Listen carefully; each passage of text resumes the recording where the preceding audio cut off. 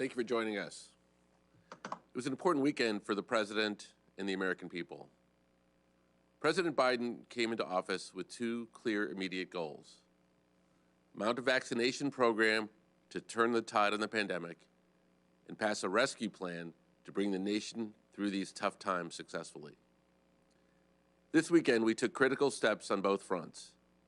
On Saturday, the Senate passed the American Rescue Plan.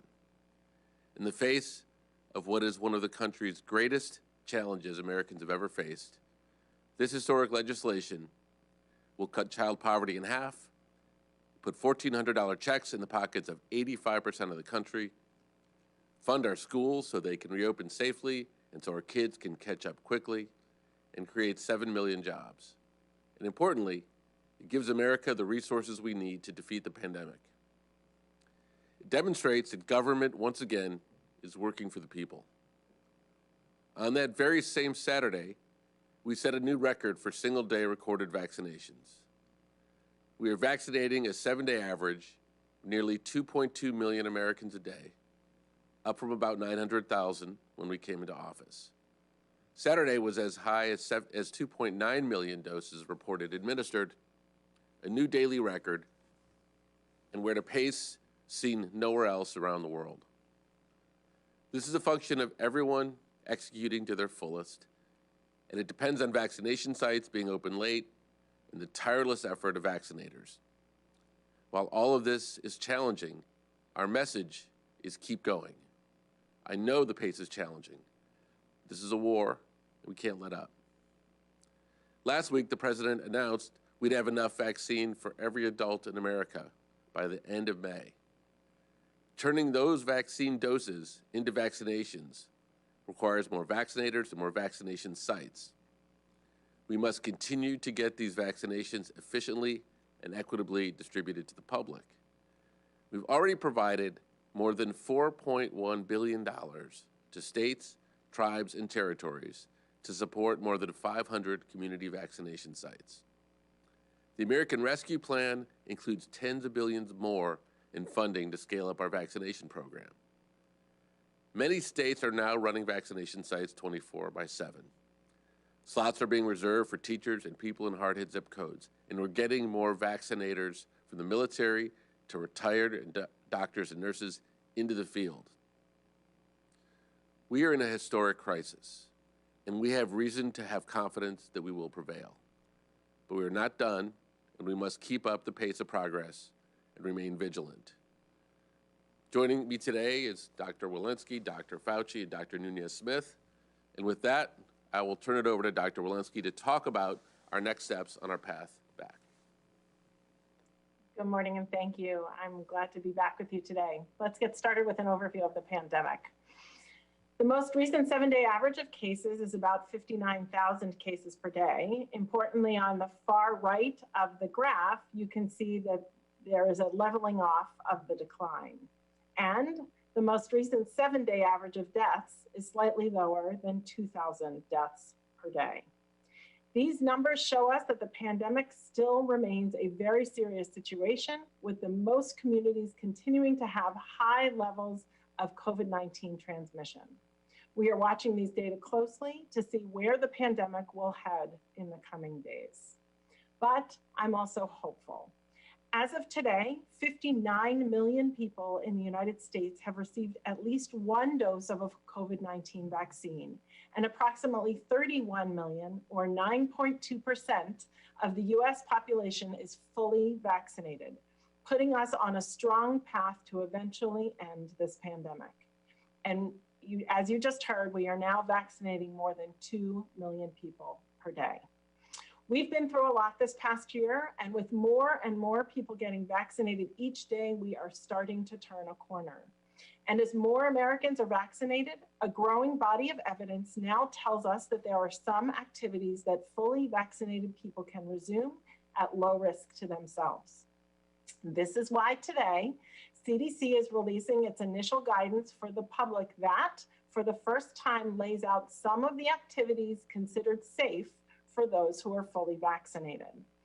When I say fully vaccinated, I mean people who are 2 weeks after their second dose of either the Pfizer or Moderna vaccines, or 2 weeks after a single dose of the Johnson & Johnson vaccine. Before I talk about the specific recommendations, I want to underscore a few important points. First, robust clinical trial data demonstrate that the current COVID-19 vaccines are highly effective at protecting vaccinated people against severe illness, hospitalization, or death from COVID-19.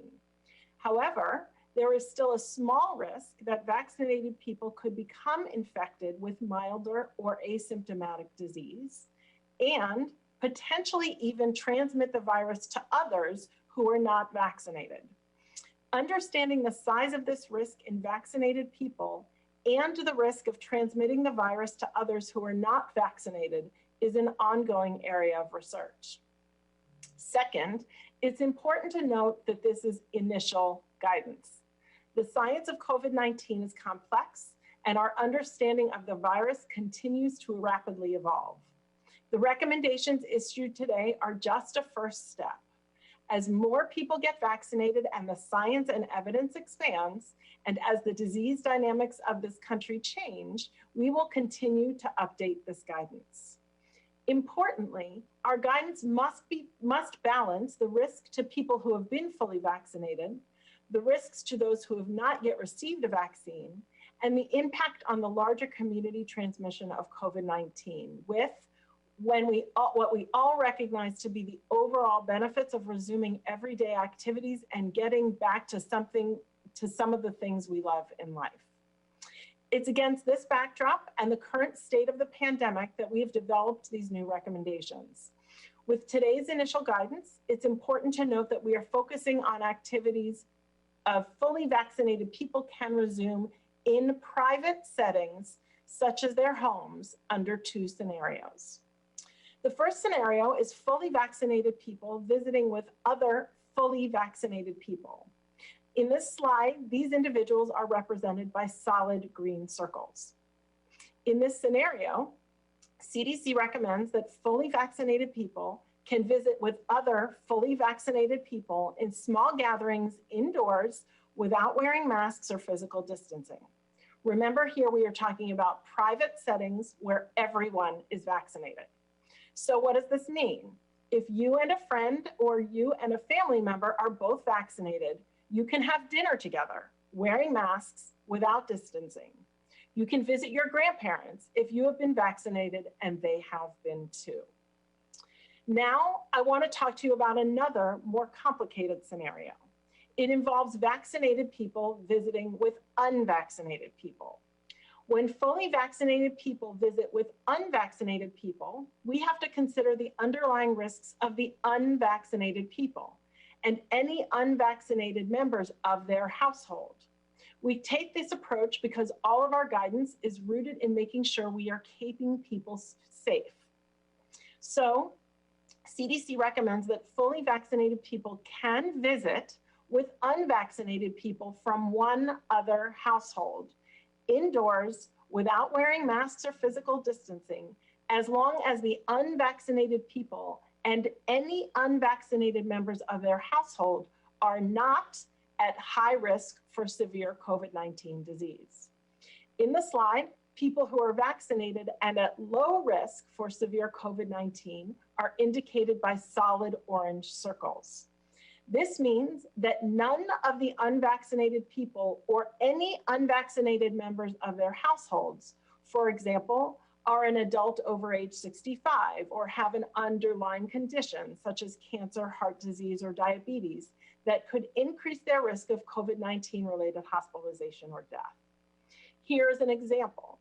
If grandparents have been vaccinated, they can visit their daughter and her family even if they have not been vaccinated, so long as the daughter and her family are not at risk for severe disease. They are solid orange circles. Second, if an unvaccinated individual or any unvaccinated member of their household are at high risk for severe disease, shown here by hollow orange circles, Everyone, regardless of vaccination status, should still wear a mask and physically distance and choose to meet outdoors or in a well-ventilated space. This is recommended to keep the individuals at high risk who are unvaccinated safe. Similarly, when fully vaccinated people are visiting with unvaccinated people from multiple households, everyone should wear masks and physically distance and meet outdoors in a well-ventilated space. Moving on to quarantine, away from visiting. In addition to these new recommendations on visitation in private settings, CDC's new guidance also recommends that fully vaccinated people do not need quarantine or get tested following a known exposure to someone with COVID-19 as long as they are asymptomatic. At this time, the CDC is not adjusting current guidance on travel. We believe these new recommendations are an important first step in our efforts to resume everyday activities in our communities. However, we remain in the midst of a serious pandemic, and still over 90% of our population is not fully vaccinated, though we are working hard to get there.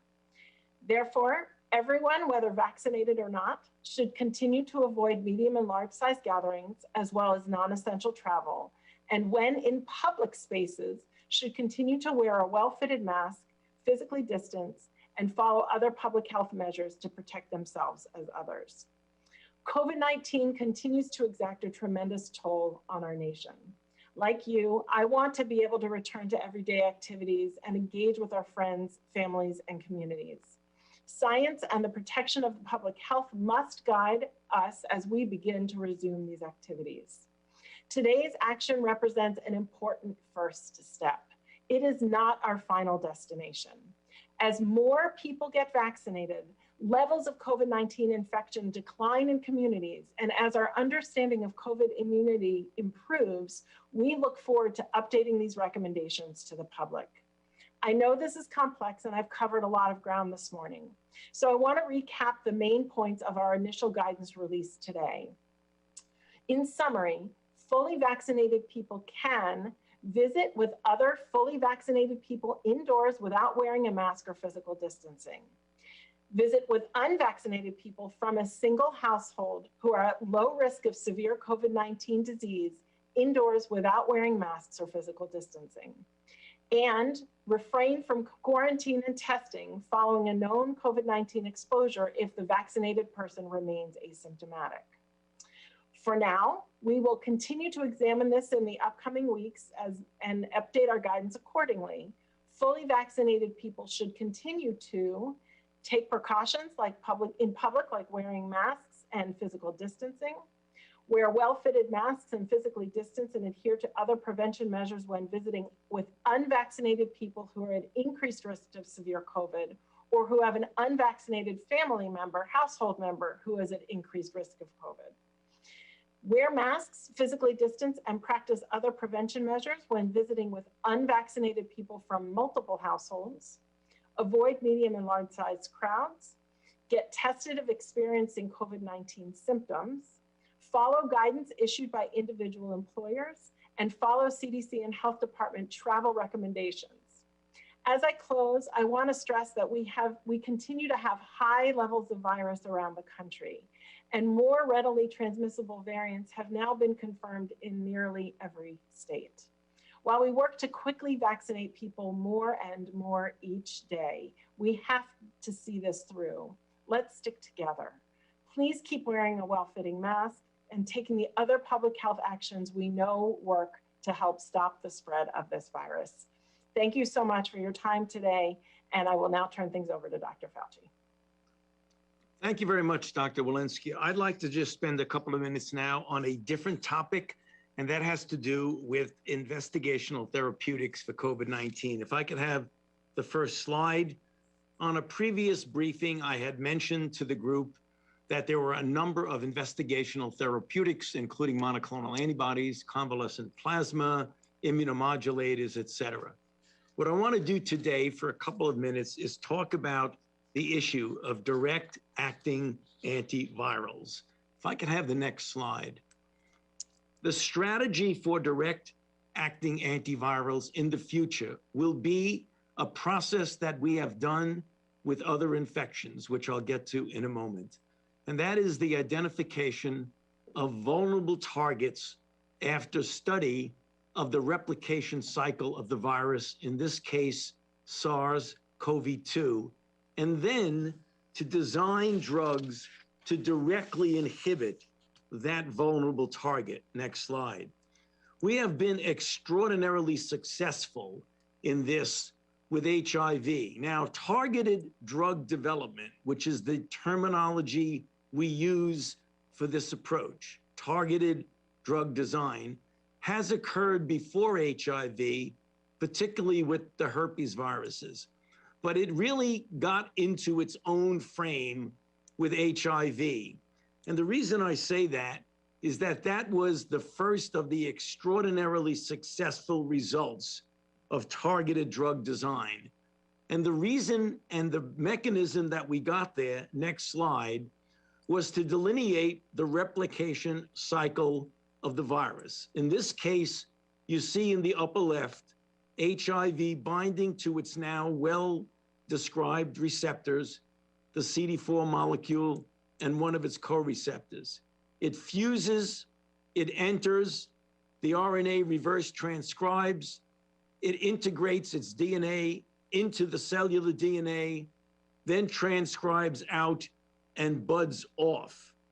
Over the years of intensive study, next slide, each of those vulnerable targets has led to a different class of a highly effective antiretroviral drug, including the reverse transcriptase inhibitors, the protease inhibitors, the integrase inhibitors, and the fusion and entry inhibitors. Next slide.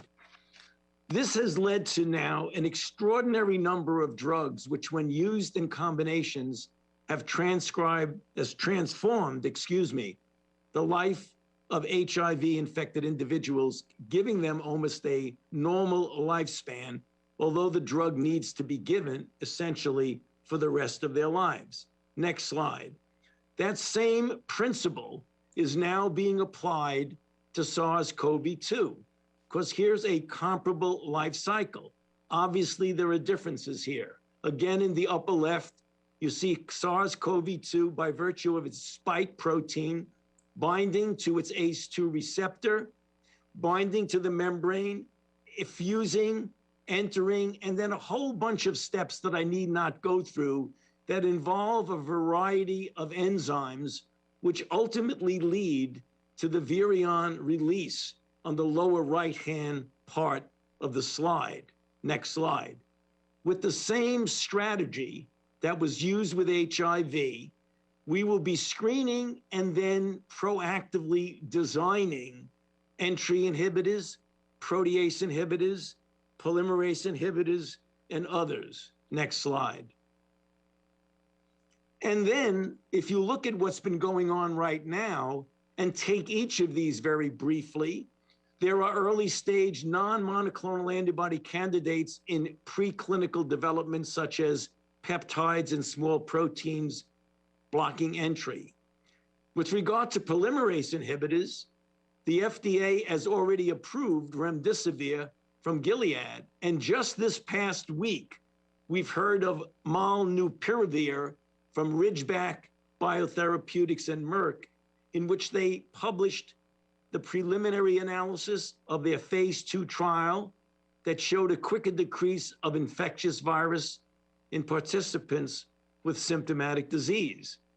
Just 2 days ago, Atia Pharmaceuticals reported favorable safety and pharmacokinetic data from phase 1 trial, and Pfizer now is in a phase 1 trial with the protease inhibitors. I show this to the group because this is really the beginning of the phase of looking in a strategic way for direct-acting antivirals, which are going to be used to prevent people from progressing in their disease, namely keeping them out of the need for hospitalization. And on this final slide, for those of you who want to get more detail, just this past November, the NIH had an NIH SARS-CoV-2 Antiviral Therapeutic Summit, looking at the state of therapeutics, gaps in the field, and a number of our public-private partnerships. You can get this on the NIH website, and I encourage you, for those who have any interest in it, to take a look at that, because that is the direction that we will be going over the next weeks to months to years.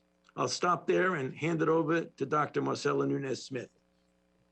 Thank you so much, Dr. Fauci, and good morning to everyone. I'm going to talk, of course, today about equity, and you've heard us describe that equity is at the foundation, the center of this administration's COVID-19 response. You know, over the last month, in my time with you, I've detailed why that needs to be the case. So we've taken a look at the differences in COVID-19 outcomes, for instance, by race and ethnicity.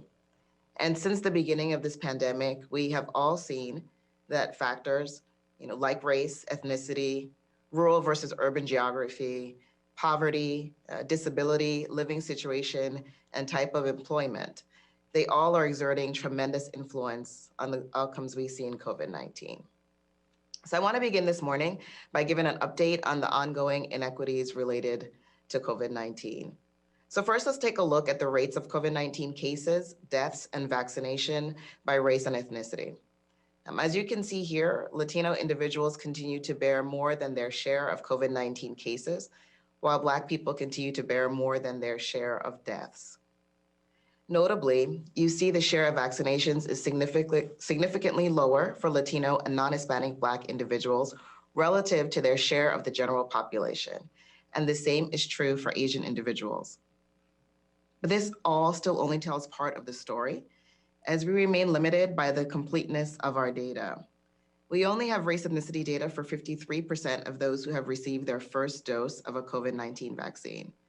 This varies widely among the states, as you can see on the next slide. And we're not getting from individuals, from providers, and from states the critical information about who has access to these 3 life-saving vaccines that need to be equitably distributed across our country. So I want to emphasize here, it is possible to do better. The final slide shows us the information that providers and states are reporting to us and the age of people who they're vaccinating. So contrast that with the data on the race and ethnicity of those same individuals. Again, we have critical ground that we must make up, but we cannot get discouraged or feel like it's insurmountable. All of the evidence points to one simple truth: we can do this.